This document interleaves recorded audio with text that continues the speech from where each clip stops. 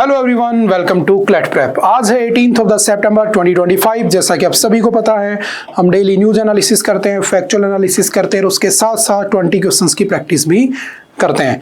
तो चलिए उसी सीक्वेंस को कंटिन्यू करते हैं। आज का पहला क्वेश्चन हमारे सामने, which countries beside India participated in the जेपार्ड 2025 हेल्ड इन सितंबर 2025।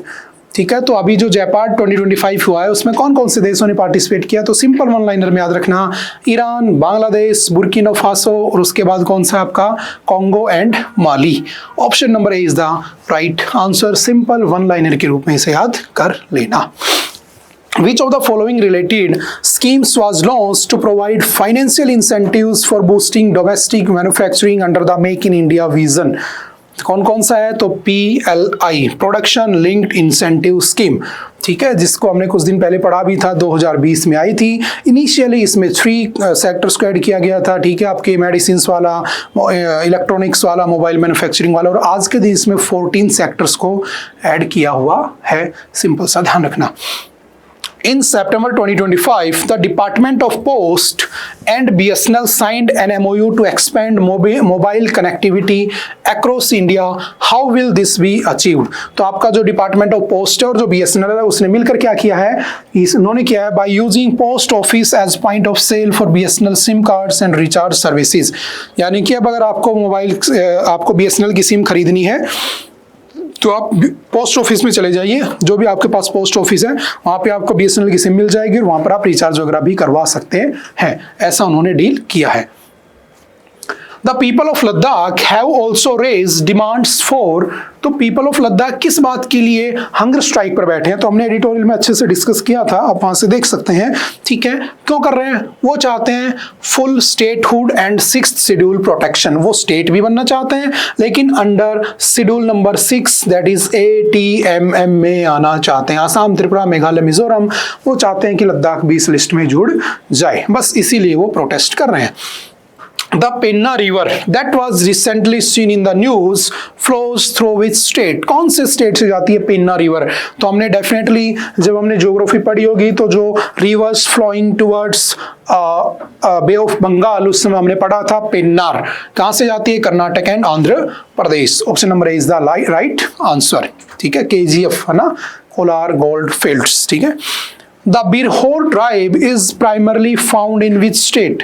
तो देखो, वैसे तो 705 के आसपास हमारे पास ट्राइब हैं, सब नहीं पढ़ने होते हैं। ठीक है, याद भी नहीं होंगे डेफिनेटली, ये भी बात सच है, बट जो न्यूज में होता है हमें पता होना चाहिए। तो जो बिरहोर ट्राइब है वो क्यों न्यूज में है? तो वहां पर आजादी के इतने साल बाद है ना, ऑलमोस्ट 80 साल बाद वहां पर लाइट पहुंचाई गई इन लोगों के पास, बिजली का कनेक्शन इनको दिया गया है, इसलिए न्यूज में आ गए ना। डार्कनेस से बाहर आएंगे बेचारे ना, इनको बिजली मिल गई है। कहाँ की है? तो Jharkhand. Option number C is the right answer.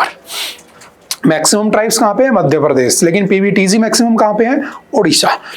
The 14th Sirakhong Hathei chilli festival कहां का है? तो याद रखना, सिंपल मणिपुर।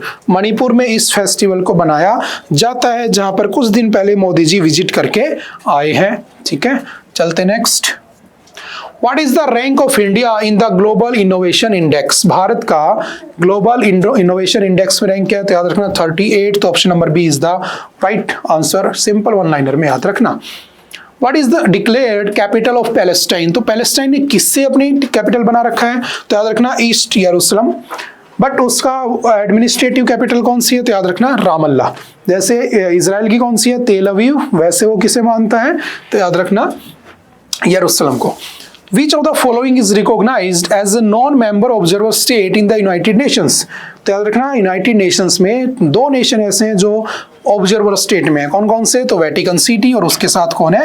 पैलेस्टाइन। ठीक है, ये दोनों किसमें है? ऑब्जर्वर लिस्ट में है। The UNFCCC United Nations Framework Convention on Climate Change कब बना था? 1992 में।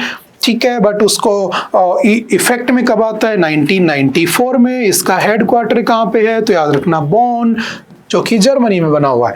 और इस बार इसकी कॉन्फ्रेंस ऑफ पार्टी कहाँ पर हो रही है? तो याद रखना ब्राजील।